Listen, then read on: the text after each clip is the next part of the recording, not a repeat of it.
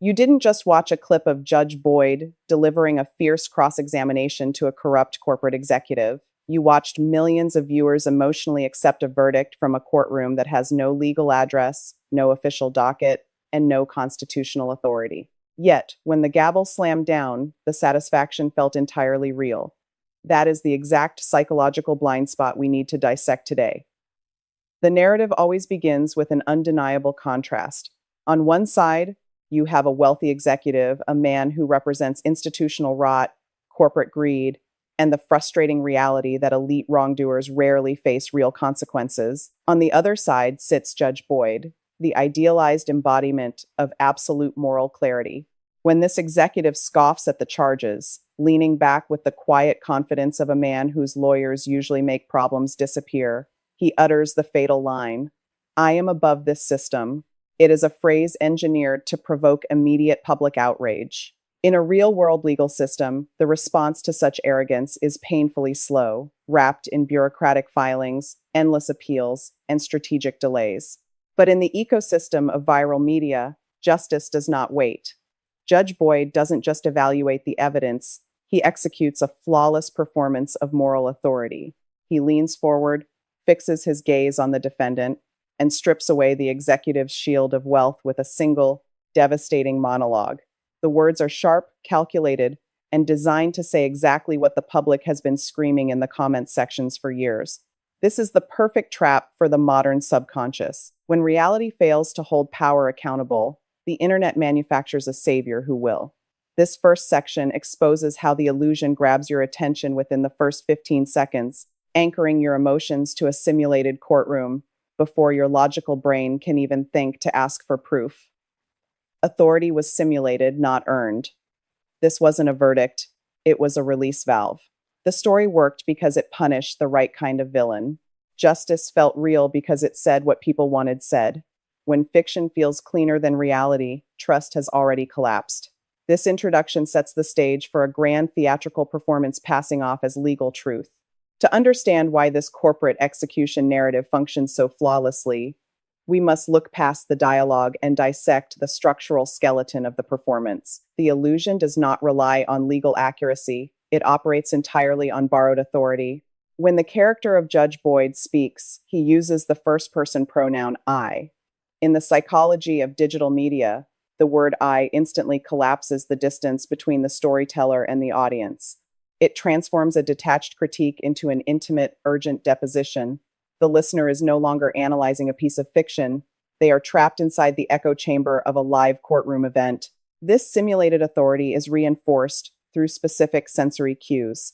The rhythmic strike of the gavel, the solemn posture at the bench, and the deliberate weaponization of legal jargon. Consider the vocabulary deployed in this script. Phrases like contempt of court, statutory maximum, and immediate remand are not used to reflect real judicial procedure. Instead, they are selected for their acoustic and psychological weight. To an audience exhausted by real-world corporate loopholes, these terms signify absolute finality. They represent a fantasy world where the endless delays of white-collar litigation are completely eliminated in under 2 minutes. When the corrupt executive attempts to threaten the court with his high-priced legal team, Judge Boyd cuts him off. In a legitimate constitutional court, denying a defendant the right to speak or consult counsel would instantly trigger a mistrial. But within the ecosystem of emotional justice, this violation is processed as a triumph. The audience celebrates because the bureaucratic friction of the law has been stripped away to achieve an instant moral correction. By wrapping a tailored script in the physical symbols of the American legal system, the narrative simulates a power it never earned. This is authority as pure performance, designed to serve as a mirror for a society that feels completely abandoned by real institutions. To the untrained observer, the confrontation between Judge Boyd and the corrupt executive unfolds with seamless legal precision. The terminology flows effortlessly, mimicking the precise cadence and vocabulary of a high-stakes federal trial. However, the moment you forensically dissect the operational framework of this viral performance, the entire scenario reveals itself as a profound legal impossibility. In an authentic constitutional judicial environment, a single judge cannot simply bypass the separation of powers, disregard the grand jury indictment pipeline, and summarily strip a corporate entity or its executives of their fundamental rights on the spot. The script constructs a procedural routine that simply does not exist in the American judiciary, fabricating absolute powers that no sitting magistrate actually possesses. Consider the dramatic climax of the video, where Judge Boyd issues an immediate, sweeping order to freeze the executive's international assets and revoke his corporate charter within seconds of his arrogant declaration. In reality, such an action requires extensive asset forfeiture proceedings, multi-agency investigation, detailed evidentiary hearings, and strict adherence to due process protocols. By completely omitting these bureaucratic checkpoints, the narrative creates a dangerous illusion of absolute judicial velocity. It satisfies the viewer's deep-seated desire for swift, uncompromising retribution, but it does so by inventing a fictional paradigm of the law. This deliberate staging is where the danger to public perception deepens. The digital ecosystem rewards this rapid, unearned resolution because it triggers maximum immediate emotional engagement. When the fictionalized courtroom operates with a level of cleanliness, speed, and finality that the real world can never achieve, the audience's underlying trust in actual legal institutions fractures further. The narrative functions seamlessly not because it honors the actual rule of law, but because it skillfully weaponizes the aesthetic of the law to validate a manufactured fantasy of institutional accountability. To truly dissect why the confrontation between Judge Boyd and the corrupt executive commands such hypnotic retention metrics, we must analyze the psychological architecture of arrogance as a media trigger. The script does not merely depict defiance, it weaponizes the executive's hubris to exploit a profound societal pain point. When the wealthy elite dismisses the court with absolute confidence, the media engine is intentionally tapping into a collective reservoir of public resentment. In modern society, there is a pervasive and exhausting belief that wealth buys immunity from consequences. By exaggerating the executive's self-assuredness, the narrative activates what behavioral psychologists call institutional outrage, an intense, localized anger directed at systems that appear broken or compromised. The executive is meticulously written to be the perfect lightning rod for public anger. Every physical cue, from his dismissive posture to his polished, high-status vocabulary, is engineered to challenge the viewer's ego and moral boundaries. When he claims immunity from accountability, he ceases to be an individual defendant. He becomes a symbol of every unpunished corporate scandal, every financial exploitation, and every systemic injustice the audience has ever witnessed in real life. This creates a powerful subconscious necessity within the viewer to stay until the very end of the video. The audience is no longer watching to discover the objective facts of a case. They are waiting for a psychological execution. They are demanding that this monument of elite arrogance be shattered by an absolute force of justice. This structural buildup serves a vital technical purpose within the digital video ecosystem. By inflating the villain's ego to an insufferable degree, the narrative creates an emotional deficit that can only be resolved by a massive narrative payoff. If the executive were written as humble, cooperative, or apologetic, the dramatic tension would instantly collapse, causing viewer retention to drop significantly within the first few minutes. Instead, his overconfidence forces a state of hyper-engagement. The video transforms into a high-stakes psychological battlefield where public satisfaction is tied directly to institutional vengeance. The script masterfully ensures that the higher the executive's arrogance climbs, the more satisfying his ultimate collapse will feel to an audience desperate for moral equilibrium. As we enter the fifth segment of this forensic deconstruction, we must confront the true nature of the satisfaction this video delivers. This is not a lesson in jurisprudence, but a calculated operational framework of a psychological release valve for a society exhausted by systemic injustice. When the corrupt executive declares that he stands above the system, the script intentionally pushes the viewer into a state of maximum cognitive frustration. In real life, the public routinely witnesses white-collar scandals, corporate market manipulation, and ultra-wealthy individuals bypassing accountability through multi-million-dollar backroom settlements without ever seeing the inside of a prison cell. This accumulated helplessness creates a dense reservoir of negative energy, a lingering malaise within collective crowd psychology toward the existing judicial system. Human beings harbor an innate psychological craving for moral equilibrium. And when reality denies them that closure, they aggressively seek it within digital spaces. Tapping directly into this systemic pain point, the Judge Boyd narrative functions as a mechanism of pure emotional catharsis. Instead of forcing the viewer to endure years of complex litigation, hidden discovery, and thousands of pages of bureaucratic motions, the algorithm delivers a frictionless resolution in a matter of minutes. Judge Boyd's verdict is not merely an application of statutory law, it is a direct strike against elite arrogance, a highly symbolic ritual of institutional vengeance. The rapid, irreversible downfall of the corporate titan on the screen acts as an immediate psychological sedative for public anger. This media format understands that to maximize audience retention until the final second, it does not need to solve the structural roots of societal inequality. It simply needs to provide a hyper-efficient illusion that justice has been delivered cleanly, swiftly, and without compromise. Yet, beneath this fleeting emotional satisfaction lies a profound cognitive cost for society. The consumption of this simulated accountability acts as a short-term narcotic, effectively neutralizing the public's appetite for genuine, real-world legal reform. When audiences find emotional closure through a flawlessly orchestrated script, their underlying demand for transparency from actual institutions is systematically pacified.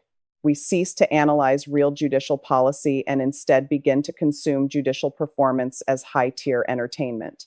This is the ultimate secret behind why this video structure commands millions of views and record-breaking engagement metrics. It transforms authentic social grievance into a highly monetizable entertainment product where justice is no longer determined by rigorous legal standards, but dictated entirely by a scriptwriter's ability to trigger the subconscious vulnerabilities of the crowd. When a media apparatus can successfully replace reality with a comforting illusion, it achieves absolute authority over public perception. To maintain hyper-engagement at this critical juncture of the narrative, the script shifts from broad structural themes to a forensic, micro-targeted decoding of the defendant's physical presence. This is where the adaptation of behavioral observation bordering on a modern, media-driven application of physiognomy becomes a core retention mechanism. The video does not just let the audience listen to the corrupt executive, it forces them to visually dissect him. Every aesthetic choice is weaponized to signify moral decay. The custom-tailored three-piece suit is no longer just clothing. It is framed as a corporate armor, designed to shield a predator from the consequences of his actions. The gold watch, the precisely styled hair, and the expensive glasses are transformed by the narrative into physical markers of stolen wealth and systemic insulation. When Judge Boyd begins his cross-examination, he does not merely attack the legal defense. He actively decodes the executive's physiological responses in real time. The script explicitly highlights the micro-expressions that the audience is desperate to see. The subtle tightening of the jaw, the break in eye contact, the nervous adjusting of a silk tie, or the sudden sheen of sweat under the studio lights. By linking these external, physical vulnerabilities directly to the internal rot of corporate corruption, the narrative achieves a powerful psychological effect. It makes the abstract concept of white-collar crime immediately visible, tangible, and visceral to the viewer. This technique mirrors how viral media targets the subconscious mind. Humans are evolutionarily wired to look for physical indicators of truth and deception. When Judge Boyd says, "Look at your hands, they are shaking because your wealth can no longer purchase your freedom," the audience experiences a massive spike in emotional validation. The narrative has successfully converted the executive's physical high-status markers into symbols of imminent defeat. The linguistic armor of corporate legalese is systematically stripped away, exposing the raw, vulnerable fear underneath. This section demonstrates that in the architecture of simulated justice, the physical body of the villain becomes a battlefield where the illusion of absolute judicial omniscience is completely validated. We now arrive at the structural epicenter of the entire viral phenomenon, the exact moment the script delivers on its ultimate clickbait promise, the decision that shocked everyone. In the deep architecture of digital storytelling, a narrative cannot simply conclude with a standard, predictable legal resolution. A conventional sentencing phase or a typical fine would cause the audience's cognitive engagement to plateau and drop off. To trigger a massive algorithmic explosion, the script must execute a masterful psychological reversal, a structural plot twist that completely upends the viewer's expectations while simultaneously offering a deep, primal sense of moral gratification. When Judge Boyd looks down at the corrupt executive, the standard, logical expectation is a straightforward prison sentence or a massive corporate penalty. But the scripted illusion knows that standard punishments feel bureaucratic, detached, and cold. Instead, it manufactures an ironic, deeply poetic verdict designed to strike directly at the core of the villain's identity. The decision shocks the audience not because it violates the spirit of justice, but because it delivers a form of hyper-personalized, retributive karma that the real-world legal system is structurally incapable of enforcing.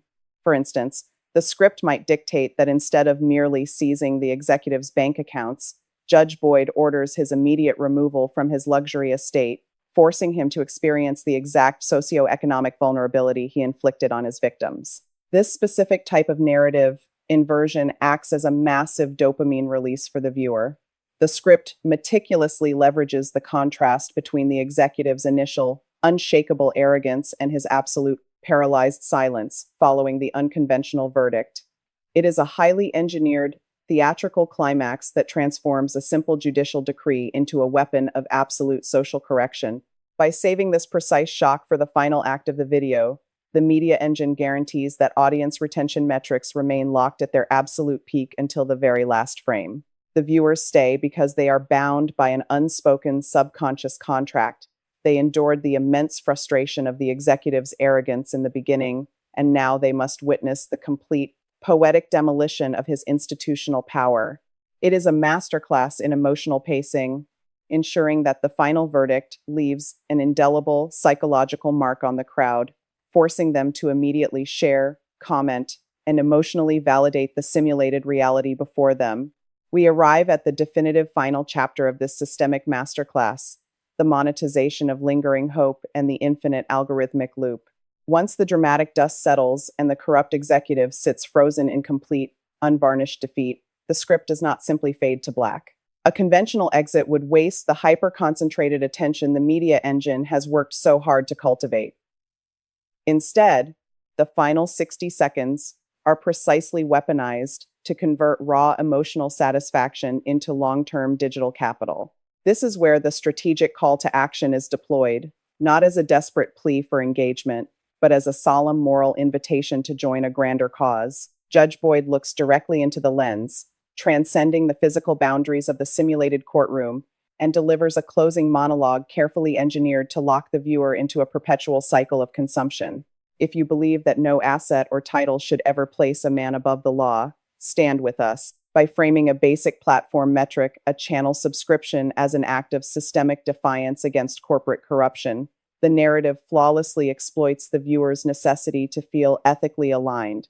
The true operational brilliance of this closing sequence lies in how it seamlessly prepares the human subconscious for the next piece of content. The algorithm recognizes that the viewer has just experienced a massive, highly satisfying dopamine release from watching elite arrogance be completely shattered. To prevent cognitive drop-off and maintain platform retention, the script immediately plants a seed of curiosity regarding a new, even more threatening adversary lurking in the upcoming video asset. The pipeline resets. The viewer is caught in an endless cycle of engineered outrage followed by rapid, manufactured resolution. This final section exposes the chilling, underlying reality of modern digital media. When authentic legal systems fail to deliver transparency, speed, and visibility, simulated courtrooms like the world of Judge Boyd step in to become the primary venue where the public satisfies its psychological hunger for justice. The true societal danger is no longer that millions of people are being fooled by a scripted judge. The danger is that audiences are actively beginning to prefer the fiction over the reality. A scripted verdict offers a clean, undeniable moral victory in under 20 minutes, whereas real institutional reform requires years of grueling, ambiguous labor. This segment completes our forensic deconstruction, serving as a stark reminder of how easily absolute authority can be staged, performed, and instantly validated in an era where trust has been completely commodified.